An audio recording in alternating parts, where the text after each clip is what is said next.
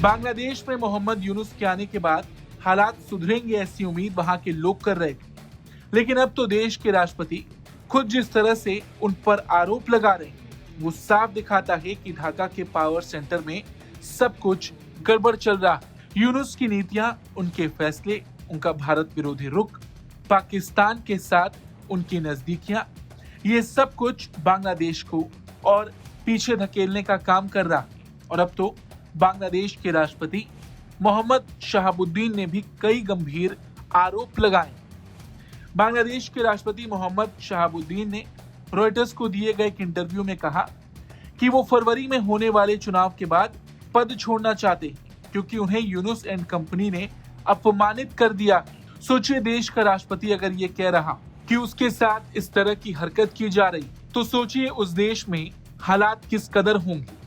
शहाबुद्दीन 2023 में अवामी लीग के उम्मीदवार के रूप में बांग्लादेश के राष्ट्रपति बने थे, लेकिन हसीना के बाहर जाने और संसद टूटने के बाद वो ही बांग्लादेश के इकलौते कॉन्स्टिट्यूशनल अथॉरिटी रह गए थे, यानी देश की स्टेट मशीनरी पर उनका नाम और उनका चेहरा होना चाहिए था, लेकिन यूनुस की अंतरिम सरकार ने वही चेहरा मिटा दिया। बांग्लादेश के राष्ट्रपति का सीधा आरोप है कि यूनुस पिछले 7 महीनों से उनसे मिले तक नहीं। इतना ही नहीं, उनका प्रेस विभाग खत्म कर दिया गया और फिर ऐसा कदम जो किसी देश में कल्पना भी मुश्किल, दुनिया भर के बांग्लादेशी दूतावासों से उनकी तस्वीर एक ही रात में हटवा दी गई। राष्ट्रपति कहते हैं कि इससे लोगों को लगता है कि शायद मुझे ही हटा दिया गया है, मुझे बेहद अपमानित किया गया है, मेरी आवाज दबा दी गई।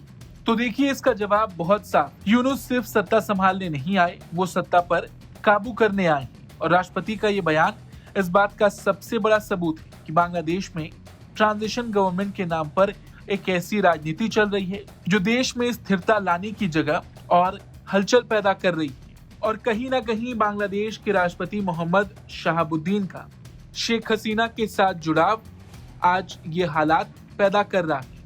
हालांकि देखा जाए तो मोहम्मद यूनुस ने कई ऐसे कदम उठाए हैं जो वापस से बांग्लादेश की स्थिति को बिगाड़ने जैसा है।